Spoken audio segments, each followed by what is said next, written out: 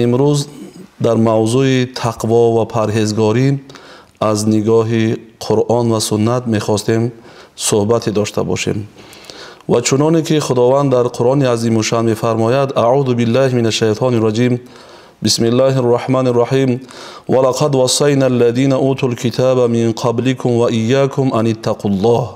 صدق الله العظیم. خداوند در این کلام آسمانی خود می‌فرماید که پس به تحقیق ما توصیه دادیم، وصیت کردیم آنانی را که پیش از شما کتاب داده بودیم و به شما نیز توصیه می‌دهیم تا که از خدا بترسید، تقوا را پیشه کنید.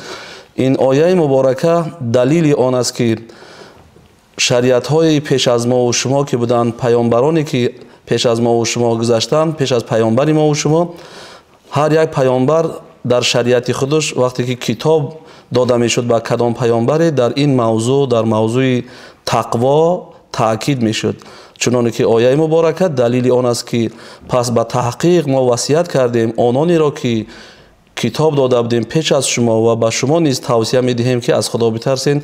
تقوا این اساسی ان همون عبادتی است که بعد از انجام هر یک عبادت انسان پیش از انجامش و بعد از انجام عبادت هم کوشش کند که پایبندی تقوا باشد. تقوا این خود اطاعت از پروردگار است. هر کاری را که خداوند امر میکند ما باید که انجام بدهیم و از هر کاری که منع میکند از معصیت دور باشیم. که در حدیث آمده است لا فضل لعربی علی عجمی ولا لعجمی علی عربی ولا لاحمر علی اسود ولا اسود علی احمر الا بالتقوا.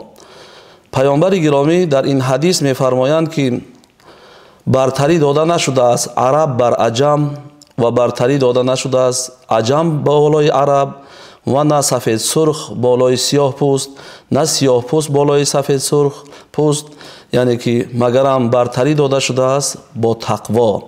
یعنی که ما از روی ظاهری انسان هم نمیتوانیم که یکی را بالای یکی برتری بدهیم.